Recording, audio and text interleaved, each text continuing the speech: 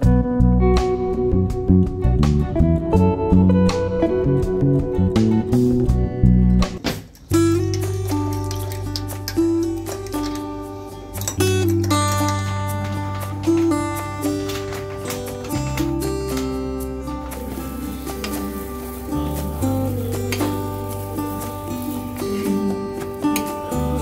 మైండ్లో ఉంది kitchen clean చేసుకోవాలి ఈరోజు అని.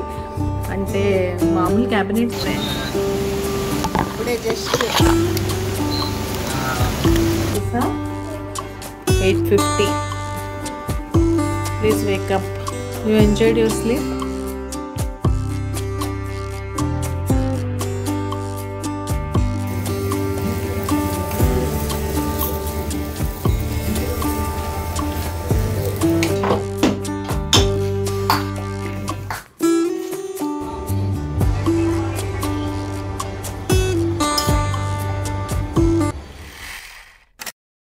హలో అండి, నేను మీ Jyothi. Welcome back to my channel Ritkriti sweet home. ఎలా ఉన్నారు మీ అందరూ? బాగున్నారా? నేను చాలా బాగున్నాను. ఈరోజు మీరు నా Wednesday morning to evening routine blog అయితే చూస్తారు. బ్లాగ్ చాలా ఎంగేజింగ్గా ఇంట్రెస్టింగ్గా ఉంటుంది. అండ్ 2 రెసిపీస్ అయితే ఉన్నాయి. ఒకటి మీ పిల్లల కోసం అయితే, ఇంకొకటి స్పెషల్గా మీకోసమే. సో తప్పకుండా వీడియో చివరి వరకు మిస్ అవ్వకుండా చూడండి.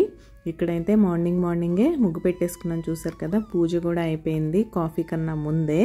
ఎందుకంటే ఈరోజు నేను 4 o'clockకే లేచాను కిచెన్ డీప్ క్లీనింగ్ చేసుకుందామని.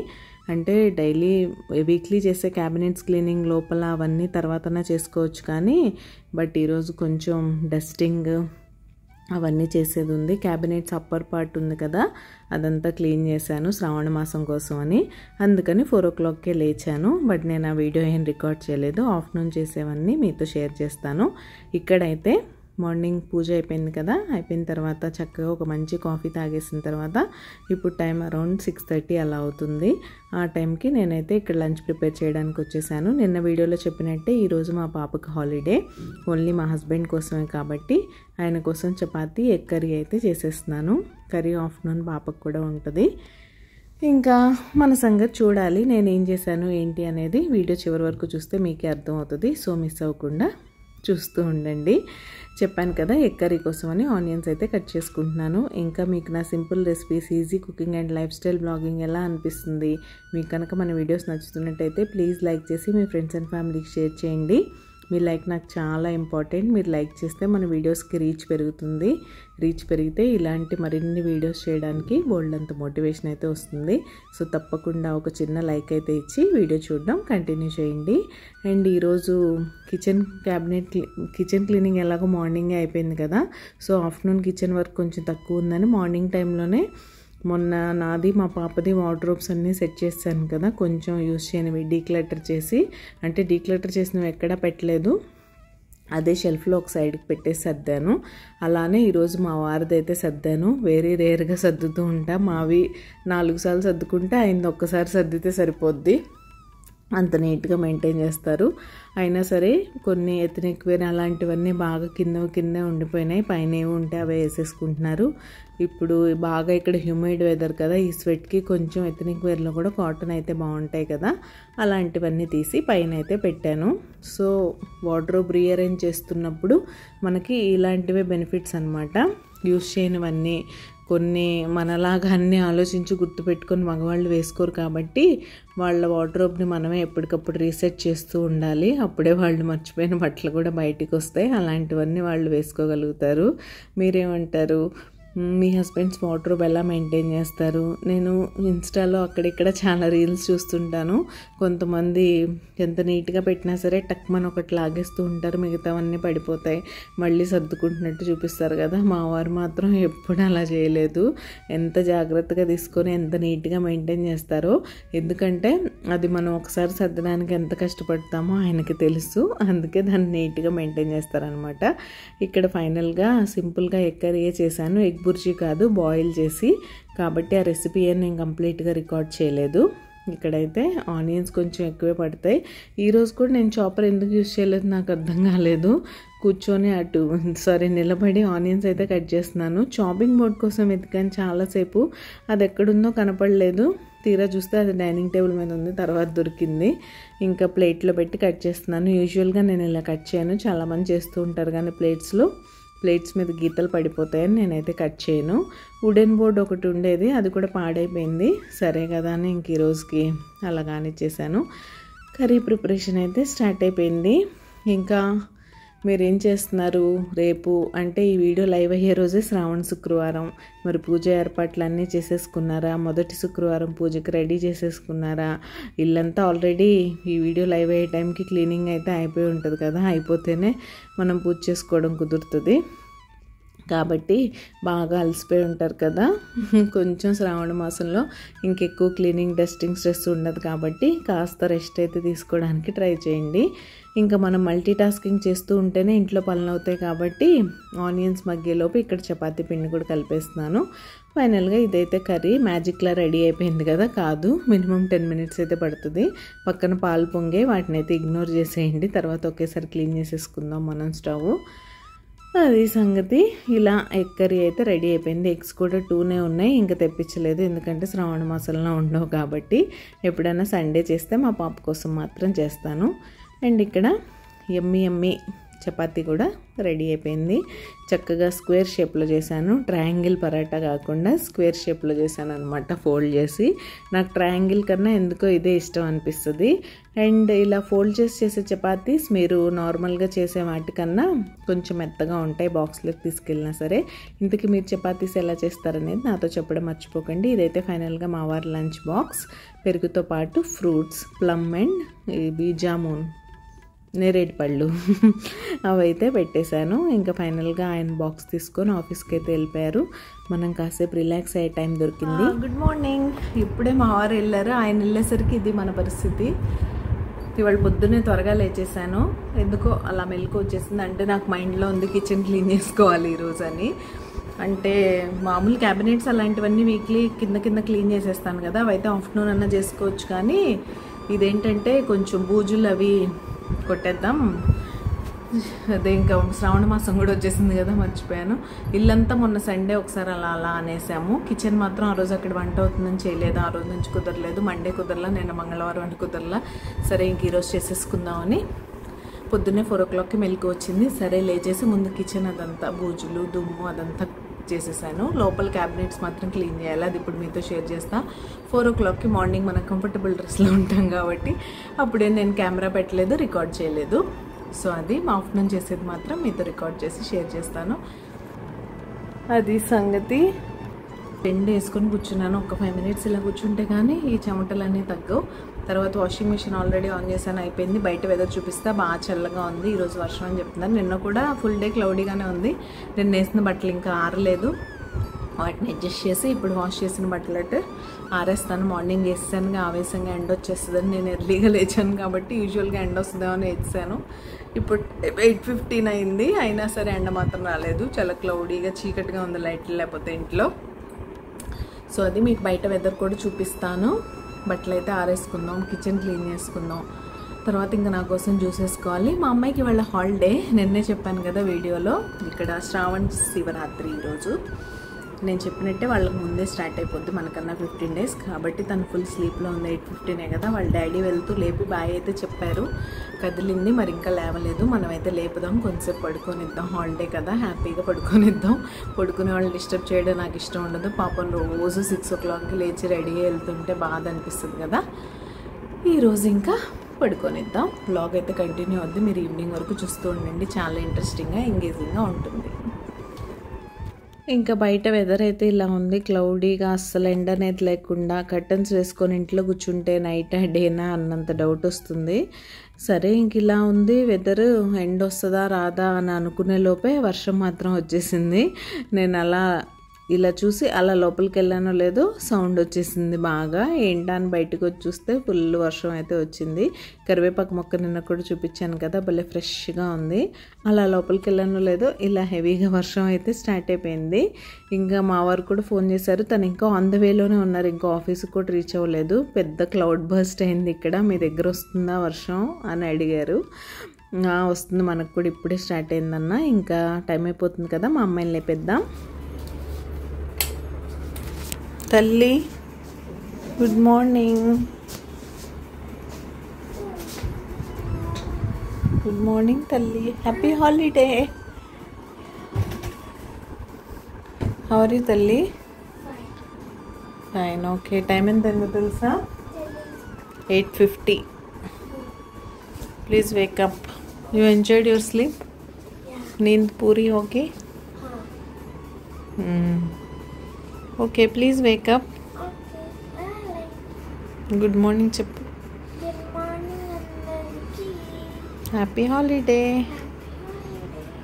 సరే త్వరగలే. వర్షం పడుతుంది కాబట్టి ఇప్పుడు బట్టలు ఆరేయడం కుదరదు అనుకుంటా. చూస్తాను. అవును నాన్న, బయట వర్షం పడుతుంది. అదిగో చూడు ఎంత హెవీగా పడుతుందో. సో ఇవన్నీ తీయాలి మళ్ళీ ఆరేయాలంటే. స్కూల్ ఉంటే బాగుండేది. Okay, get ready.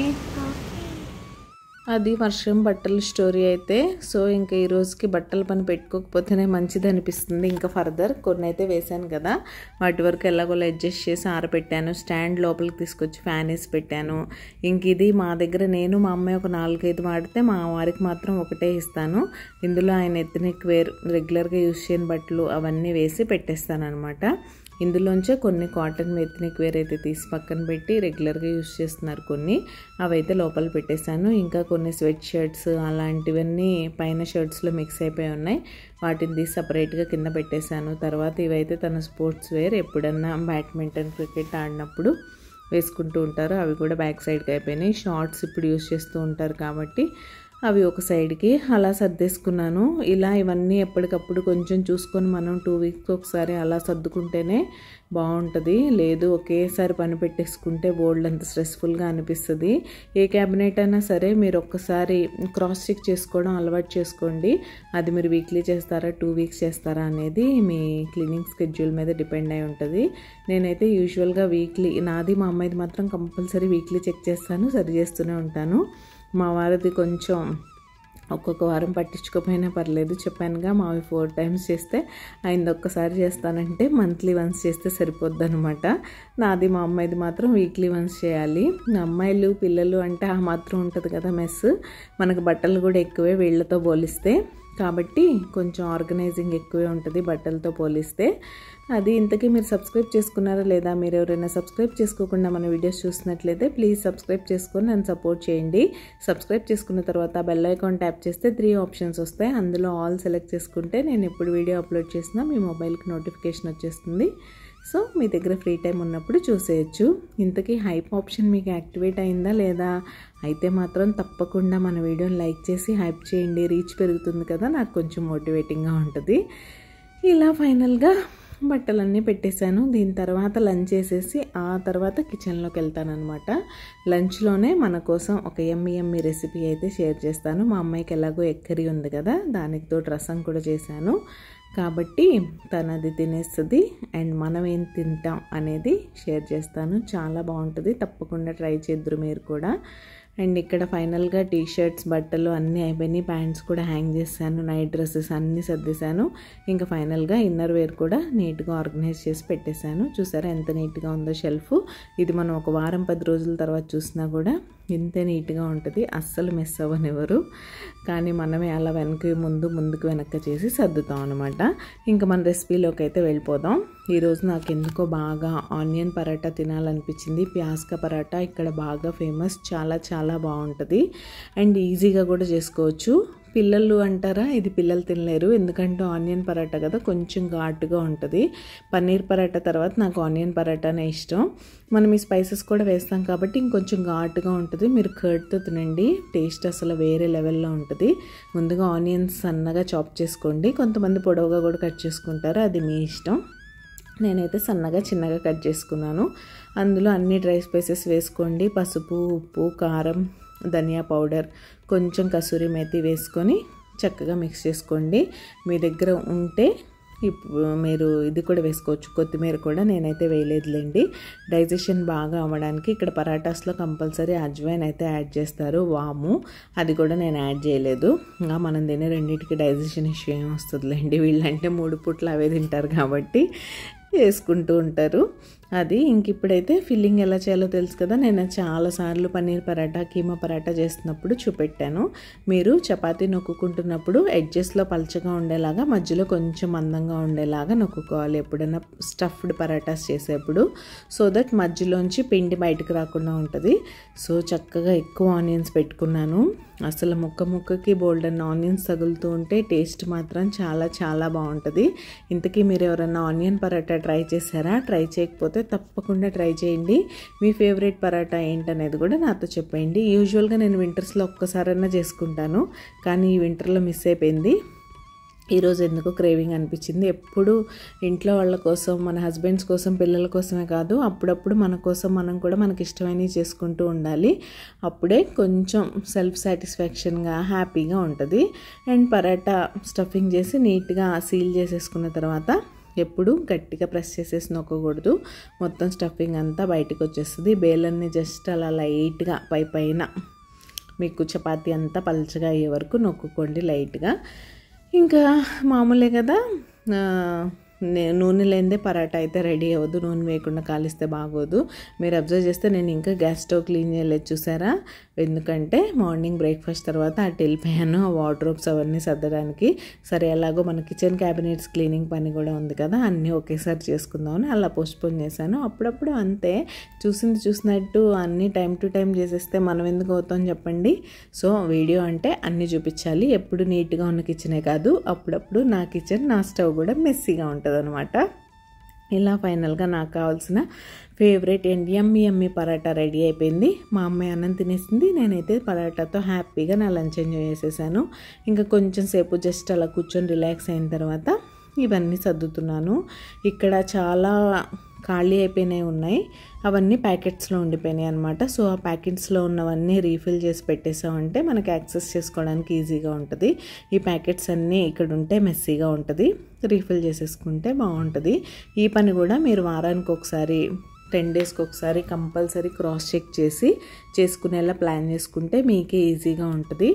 So that మీరు వంట చేస్తున్నప్పుడు అన్నీ ఫుల్గా ఉంటే మీకే కంగారు లేకుండా ఉంటుంది. అంటే వంట ఎప్పుడు మనం ప్రశాంతంగా చేయం కదా, మార్నింగ్ లంచ్ బాక్సెస్ హడావుడని ఏదో కంగారు ఉంటూనే ఉంటుంది ప్రతి టైంలో. నైట్ డిన్నర్ త్వరగా ఫినిష్ చేయాలని అలా.